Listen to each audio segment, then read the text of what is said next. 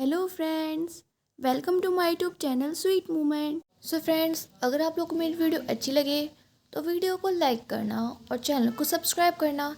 And अगर आपका कोई फ्रेंड हमारी तरह वांगशी लवर हो तो उसके साथ भी मेरी वीडियो को शेयर करना। सो फ्रेंड्स, लास्ट पार्ट मैंने आप लोगों को बताया था कि रोज़ मैरिज के एक नाइट पहले अपने घर से भाग जाती है। और जब ये बात विंग एंड उसकी फैमिली को पता चलती है तो वो काफ़ी ज़्यादा वरीड थे कि अब माफिया किंग रोज़ और उनके साथ पता नहीं क्या करेगा। इधर ये बात माफिया किंग को भी पता चल जाती है और वो काफ़ी ज़्यादा एंग्री था कि आखिर इस गर्ल में इतने गट्स कैसे आए कि वो उसकी इतनी इंसल्ट कर सके। और इसी गुस्से में माफिया किंग अपने पैलेस के बाहर निकलता है रोज़ के घर जाने के लिए, ताकि वो उसकी फैमिली को सबक सिखा सके।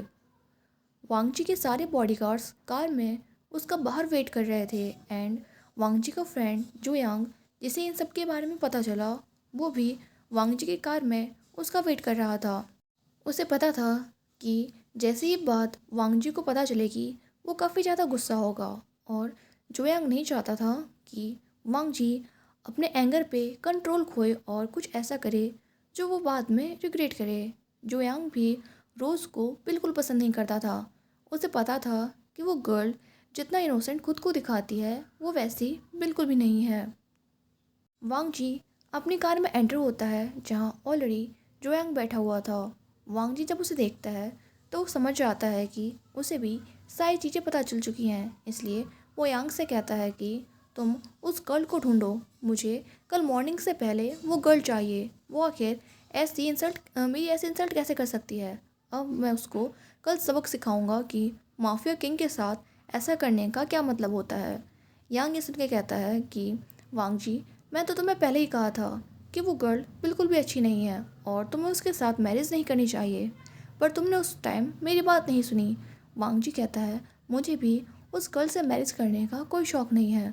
मुझे भी पता था कि वो ट्रबल्ड गर्ल है, बट ये मैरिज फादर ने फ़िक्स की थी और मैं इस फिक्स मैरिज को तोड़ना नहीं चाहता था। यांग कहता है, तो अगर अब वो गर्ल तुम्हें कल मॉर्निंग तक नहीं मिली तो तुम क्या करोगे। वांगजी कहता है, ये तो तुम्हें वहाँ जाकर पता चलेगा। एंड इधर विंग के घर में जब विंग के फादर को फाइनली रियलाइज़ हो जाता है कि अब कोई चांस नहीं है उसकी डॉटर के ढूंढने का, और जैसे ये बात माफिया किंग को पता चलेगी उनकी फैमिली पे हेल्प करने वाला था। इसलिए वो तुरंत अपनी वाइफ और विंग के पास जाते हैं और कहते हैं कि तुम दोनों तुरंत यहाँ से चले जाओ इस घर को छोड़ के, क्योंकि अगर माफिया किंग आएंगे तो वो यहाँ पर हम तीनों में से किसी को भी जिंदा नहीं छोड़ेंगे। ये सुन के विंग बहुत ज़्यादा घबरा जाता है, पर वो कहता है कि वो अपनी फैमिली को इस तरह छोड़कर नहीं जा सकता। एंड इससे पहले कि विंग के फादर कुछ कर पाते और विंग को उस घर से दूर भेज पाते, वहाँ पर काफ़ी सारे कार्स के आने की वॉइस सुनाई देती है और वो लोग समझ जाते हैं कि माफिया किंग ऑलरेडी यहाँ पर आ चुका है। और तुरंत उन लोगों के घर का हाउस ओपन होता है और बहुत सारे गार्ड वांगजी और यांग के साथ हॉल में एंटर होते हैं। विंग के मदर फादर जब भी देखते हैं तो वो दोनों तुरंत विंग के सामने आके खड़े हो जाते हैं और वांगजी को ग्रीट करते हैं और अपना सर नीचे झुका लेते हैं। वांगजी, जो कि ऑलरेडी बहुत ज़्यादा गुस्से में था, वो उनसे पूछता है कि आखिर रोज़ कहाँ है और वो ऐसे कैसे जा सकती है। विंग के फादर वांगजी से माफ़ी मांगते हैं और कहते हैं, बॉस, मुझे सच में नहीं पता था कि मेरी डॉटर ऐसा कुछ करेगी। आई एम सॉरी बॉस, आप जो चाहें वो पनिशमेंट मुझे दे सकते हैं। और ऐसे भी विंग के फादर और क्या ही कह सकते थे। बस वो एक ही चीज़ चाहते थे कि भले उनके साथ कुछ भी हो जाए, उनकी वाइफ और उनका सन सेफ रहे। वांगजी कहता है कि अब सॉरी बोलने से क्या होगा, क्या सॉरी बोलने से मेरी जो इंसल्ट हुई है वो ख़त्म हो जाएगी, क्या कल जहाँ मुझे मैरिज करनी है वहाँ पर तुम्हारी डॉटर आ जाएगी। ये सुनकर विंग के मदर और फादर आगे कुछ नहीं कहते, पर विंग, जो कि सब कुछ सुन रहा था, उसे बिल्कुल भी अच्छा नहीं लग रहा था कि किस तरह माफिया किंग उसके मदर एंड फादर की इंसल्ट कर रहा है, जबकि उनकी तो कोई गलती भी नहीं है। इसलिए वो धीरे से अपने प्लेस से आगे आता है और धीरे से अपना सर नीचे झुका के कहता है कि इसमें मदर और फादर की कोई मिस्टेक नहीं है। वांगजी का फोकस जब एक स्वीट मेलोडियस वॉइस की तरफ जाता है तो वो देखता है कि मिस्टर वी और उनकी वाइफ के पीछे से एक बॉय निकल के आ रहा है जो कि नीचे की तरफ देख रहा था और ये बात उसी ने कही थी। विंग के फादर जब भी देखते हैं तो तुरंत विंग का हाथ पकड़ते हैं और उसे अपने पीछे करने लगते हैं और कहते हैं सन तुम चुप रहो। वो नहीं चाहते थे कि वांग जी और भी ज़्यादा गुस्सा हो और उस गुस्से का इफ़ेक्ट विंग पे हो। पर वांग जी जिसने विंग को देखा था वही सोच रहा था कि आखिर ये बॉय कौन है। यांग जो कि वांग जी का कन्फ्यूज़न देखता है तो वो वांग जी के पास आता है और उसे इन्फॉर्म करता है कि ये मिस्टर वी का सन है। वांग जी ने सुना था कि मिस्टर वी की एक सन एंड डॉटर है, पर उसने कभी भी विंग को नहीं देखा था। वो देखते हैं कि किस तरह मिस्टर वी विंग का हाथ पकड़कर उसे पीछे की तरफ कर रहे हैं, पर वो बॉय अभी भी अपने प्लेस पे खड़ा था। ये देख के वांग जी सोचता है कि इस बॉय में भी कुछ ज़्यादा ही गट्स हैं। फिर वो उस बॉय से कहता है कि अगर तुम में मुझसे बात करने की इतनी ज़्यादा हिम्मत है तो मेरी तरफ देख के बात करो। विंग जो ये सुनता है वो अपना सर ऊपर उठाता है और उस वॉइस की तरफ देखने की कोशिश करता है, पर ऑफ कोर्स उसे कुछ समझ नहीं आ रहा था कि कौन कहाँ पे खड़ा है। वांग जी जब उस बॉय के फेस को देखता है तो थोड़ी देर के लिए शॉक हो जाता है। वो बॉय सच में बहुत ज़्यादा ब्यूटीफुल था। White skin, red lips and उसके चिक्स पर जो पिंक कलर का नेचुरल ब्लश था एंड उसकी आइज़ पर। फिर वांग जी जब उसकी आइज़ पर फोकस करता है तो वो नोटिस करता है कि वो बॉय वांग जी की तरफ देखने की जगह इधर उधर देख रहा था। और ये जैसे ही वांग जी के माइंड में ये थॉट आता है तो वैसे ही उसे बहुत ज़्यादा गुस्सा आने लगता है। वांग जी तुरंत अपनी गन निकाल कर विंग की तरफ पॉइंट आउट कर देता है और कहता है मैंने तुम्हें मेरी तरफ देखने के लिए कहा, तुम कहाँ देख रहे हो। विंग जब ये वॉइस सुनता है तो फिर से उस वॉइस की तरफ देखने की कोशिश करता है and finally Wang ji notice करता है कि वो बॉय उसकी तरफ देख रहा है। पर वांग जी को उस बॉय की आंखों में गन का कोई फियर नहीं दिखता जो वांग जी ने उसकी तरफ पॉइंट आउट किया हुआ था। मिस्टर वी जब ये देखते हैं तो तुरंत अपने सन के सामने जाने वाले थे, पर वांग जी वो गन तुरंत मिस्टर वी की तरफ पॉइंट आउट कर देता है और कहता है कि अगर अपने सन को जिंदा चाहते हो तो जहाँ पर हो वहीं खड़े रहो। और ये कहने के बाद वांग जी फिर से विंग की तरफ गन पॉइंट कर देता है और विंग की तरफ जाने लगता है, पर वांग जी देखता है कि विंग अभी भी उसी की तरफ देख रहा है और उसकी बॉडी में कोई भी फियर नहीं है। वांग जी वो गन विंग के फॉरहेड पे ले जाके रख देता है। जब विंग को अपने फॉरहेड पे कुछ मेटल जैसा कोल्ड फील होता है तो वो धीरे से अपना हाथ ले जाता है और उस गन को टच करने लगता है। ये देख के वांग जी और भी ज़्यादा शॉक हो जाता है। उसे समझ नहीं आ रहा था कि आखिर ये बॉय कर क्या रहा है। पर यांग जो कि ये सब कुछ देख रहा था वो धीरे से वांग जी के पास जाता है और कहता है वांग जी ये बॉय ब्लाइंड है, इसका एक्सीडेंट हो गया था और तब से ये कुछ नहीं देख सकता। वांग जी को फाइनली रियलाइज़ होता है कि ये बॉय बिना किसी फियर के आखिर गन को कैसे टच कर रहा है। वांग जी उसके बाद गन को विंग के फॉरहेड से हटाता है और अंदर रख लेता है और मिस्टर वी एंड उनकी वाइफ से कहता है कि अब आप लोग बताओ आपकी डॉटर कैसे भाग गई या फिर आप लोगों ने खुद उसे भगा दिया। विंग जो कि सुनता है वो फिर से कहता है कि मदर और फादर ने ऐसा कुछ नहीं किया, सिस्टर खुद यहाँ से गई हैं, इसमें मदर और फादर की कोई मिस्टेक नहीं है। वांग जी विंग की तरफ अम्यूज़मेंट के साथ दिख रहा था कि आखिर इस बॉय में इतने गट्स कहाँ से आ रहे हैं कि ब्लाइंड होने के बाद भी वो माफिया किंग के हर क्वेश्चन का जवाब दे रहा है। वांग जी जो ये सुनता है तो वो कहता है अच्छा तो मैं मदर फादर की मिस्टेक नहीं है तो फिर किसकी मिस्टेक है। विंग आगे कुछ नहीं कहता।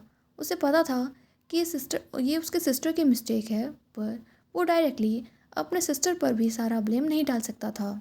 वांग जी देखता है तो कहता है अब तक जब मैं तुम्हारे मदर फादर से क्वेश्चन कर रहा था तो उसके आंसर्स तुम दे रहे थे और जब मैंने फाइनली तुमसे क्वेश्चन किया है तो तुम चुप हो गए हो। विंग कहता है मुझे नहीं पता ये किसकी मिस्टेक है, पर इसके लिए आप मदर और फादर को ब्लेम नहीं कर सकते। तो वांग जी कहता है तो फिर क्या मैं तुम्हें ब्लेम करूं। विंग ने सुनता है तो वो सोचता है कि अगर वांग जी सच में उसे ब्लेम करेगा तो हो सकता है वो उसके मदर एंड फादर को छोड़ दे। तो वो कहता है कि अगर आप चाहें तो आप मुझे ब्लेम कर सकते हैं। वांग जी केवल विंग को ही देखे जा रहा था। उसे समझ नहीं आ रहा था कि आखिर ये बॉय उसके बारे में क्या सोचता है? क्या उसे नहीं पता कि अगर वो खुद पर ब्लेम लेगा तो वांग जी उसे पनिश करेगा और उसकी जान ले लेगा? फिर भी वो थोड़ा सा लाफ करते हुए विंग से पूछता है, अच्छा अगर मैं तुमको ब्लेम दूँ तो क्या फिर तुम उसकी पनिशमेंट भी लोगे? विंग अपना सर फिर से हाँ में हिला देता है। पर विंग के मदर और फादर जो ये देख रहे थे वो तुरंत वहाँ पर अपनी नीज़ पर बैठ जाते हैं और कहते हैं, बॉस विंग की इसमें कोई गलती नहीं है, प्लीज़ उसे कोई पनिशमेंट मत दीजिए। वांग जी फर्स्ट टाइम विंग का नाम सुनता है कि इस बॉय का नाम विंग है। वांग जी विंग के मदर एंड फादर को कम्प्लीटली इग्नोर कर देता है और विंग से पूछता है कि अच्छा तो तुम बताओ मुझे तुम्हें क्या पनिशमेंट देनी चाहिए। विंग ये सुनने के बाद सोचने लगता है कि आखिर उसे क्या कहना चाहिए और वांग जी और भी ज़्यादा सरप्राइज हो जाता है कि ये बॉय सच में सोच रहा है कि उसे क्या पनिशमेंट बोलनी चाहिए। पर यांग जो कि ये सब कुछ देख रहा था वो वांग जी से कहता है कि वांग जी क्यों ना तुम इसके सिस्टर की जगह कल इस बॉय से ही मैरिज कर लो। ये सुनते ही वांग जी विंग एंड उसके पेरेंट्स चारों लोग काफ़ी ज़्यादा शॉक हो जाते हैं। विंग के मदर फादर कहते हैं, बॉस आपकी मैरिज मेरे डॉटर के साथ फिक्स हुई थी। ये सुनते ही वांग जी अपनी कोल्ड आइज के साथ उन्हें घूरने लगता है और कहता है, कहाँ है तुम्हारी डॉटर, उसे बुलाओ। ये सुनते ही वो दोनों साइलेंस हो जाते हैं। उन्हें समझ नहीं आ रहा था कि अब आगे उन्हें क्या करना चाहिए। अगर वो वांग जी की बात से एग्री नहीं करते तो विंग की लाइफ पक्का डेंजर में आ जाएगी। और अगर वो लोग वांग जी की बात से एग्री कर जाते हैं, मतलब वांग जी की और विंग की मैरिज से एग्री कर जाते हैं, तब भी विंग सेफ नहीं रहेगा। विंग जो कि सब कुछ सुन रहा था वो खुद शॉक हो जाता है, पर फिर वो सोचता है कि अगर ऐसा करने से उसके मदर एंड फादर दोनों सेफ रहेंगे तो वो इसके लिए रेडी है। और वो वांग जी से कहता है कि मैं रेडी हूँ। वांग जी ये सुन के शॉक हो जाता है कि आखिर ये बॉय कह क्या रहा है। पर फिर विंग कहता है कि मेरी एक कंडीशन है। वांग जी कहता है, बॉय तुम सुन भी रहे हो कि तुम क्या कह रहे हो? अभी तुम्हारी जान खतरे में है और तुम उसे कंडीशन कह रहे हो? विंग फिर से कहता है हाँ। वांग जी सोचता है कि ये बॉय सच में बहुत ज़्यादा ब्रेव है पर साथ साथ में स्टूपिड भी। पर फिर भी वांग जी उससे पूछता है कि क्या? विंग कहता है कि अगर मैं आपसे मैरिज करूँगा तो आप मेरे मदर एंड फादर को कुछ नहीं करोगे। वांग जी सोचता है कि ये बॉय सच में बहुत ज़्यादा स्टूपिड है। वांग जी कहता है, ये सब तो ठीक है पर मैंने ये कब कहा कि मैं तुमसे मैरिज करना चाहता हूँ? ये सुन के विंग थोड़ा सा एम्बैरस हो जाता है और वो आगे कुछ नहीं कहता। वांग जी देखता है कि किस तरह उस बॉय के पिंक चिक्स रेड हो गए और उसके माइंड में एक ही थॉट आता है, क्यूट। पर फिर वांग जी सोचता है कि वो ऐसा कैसे सोच सकता है और विंग से कहता है कि ठीक है मैं तुम्हारे मदर एंड फादर को कुछ नहीं करूँगा। विंग अपनी आइज़ ब्लिंक करता है और वांग जी से फिर पूछता है कि और मेरी सिस्टर? ये सुनते ही वांग जी को एकदम से बहुत ज़्यादा गुस्सा आने लगता है और कहता है, उसका तुम नाम भी मत लो। विंग जब भी सुनता है थोड़ा सा स्केर्ड हो जाता है और अपना सिर हाँ में हिला देता है। फिर वांग जी विंग का हाथ पकड़ता है और उसे लेके वहाँ से जाने लगता है। ये देखते ही विंग के मदर फादर तुरंत खड़े हो जाते हैं और उनका पीछे करने ही वाले होते हैं। पर वांग जी अपने प्लेस पे स्टॉप हो जाता है और कहता है कि मैं नहीं चाहता कि ये बॉय भी अपने मैरिज के पहले भाग जाए, इसलिए इसे लेके मैं अपने मेंशन में जा रहा हूँ। आप दोनों इससे कल मैरिज के टाइम पर मिल सकते हैं। और ये कह के वांग जी विंग का हाथ पकड़कर उसे अपनी कार के पास ले जाता है। पर विंग वहाँ पर जाकर स्टॉप हो जाता है। उसे समझ नहीं आ रहा था कि उसे आगे क्या करना चाहिए। एंड वांग जी को रियलाइज़ होता है कि ये बॉय कुछ देख नहीं सकता, इसलिए वो कार का डोर ओपन करता है और विंग की कार में बैठने में हेल्प करता है एंड फिर खुद कार में बैठ जाता है। यांग जो कि ये सब कुछ देख रहा था वो खुद बहुत ज़्यादा शॉक में था। उसने कभी नहीं सोचा था कि वांग जी उसकी बात से एग्री कर जाएगा। उसने तो सिर्फ ऐसे ही मजाक में बोल दिया था कि वांग जी इस बॉय से मैरिज कर ले। पर जब उसने ये देखा कि वांग जी किस तरह विंग को कार में बैठने में उसकी हेल्प कर रहा था तो वो सोचता है कि शायद उसका यह आइडिया उतना बुरा भी नहीं था। तो फ्रेंड्स आप लोग को ये वीडियो कैसी लगी मुझे कमेंट में ज़रूर बताना। वीडियो अच्छी लगी हो तो वीडियो को लाइक करना एंड चैनल को सब्सक्राइब करना। मिलते हैं कल, बाय बाय, टेक केयर।